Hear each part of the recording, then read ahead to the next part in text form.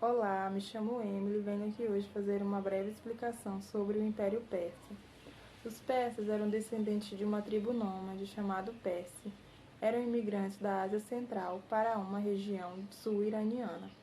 Foram os responsáveis por estabelecerem uma das maiores civilizações da antiguidade, no território que hoje corresponde ao Irã, que inclusive só passou a ser conhecido assim em meados do século XX, em 1935.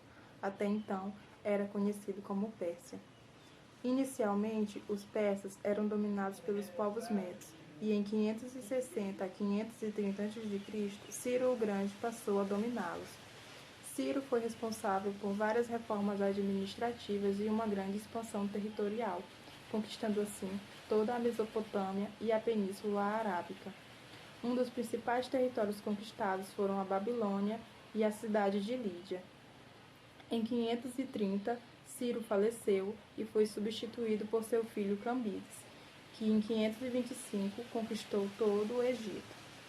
Em 522, Cambises foi assassinado e foi substituído por seu primo distante, Dário. Dário assumiu o poder com mais riquezas e vitórias territoriais. Uma das formas de manutenção dessa riqueza era a cobrança de imposto dos povos conquistados.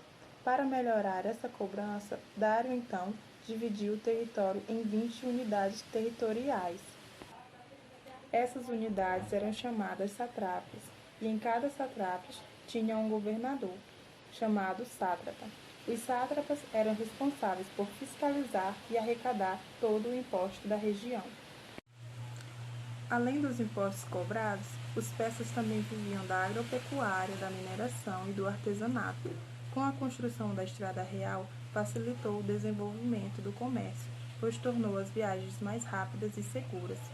A estrada media 2.400 quilômetros e cortava o império. A fim de negociar com todas as regiões do império, os persas então criaram uma moeda, o dárico. O dárico era uma moeda de ouro e continha a imagem do rei com um arco e uma flecha.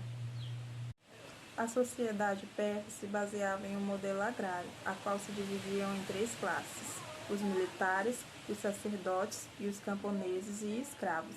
Apenas o rei, o governante, era o único que detinha o poder em suas mãos, tanto político quanto religioso.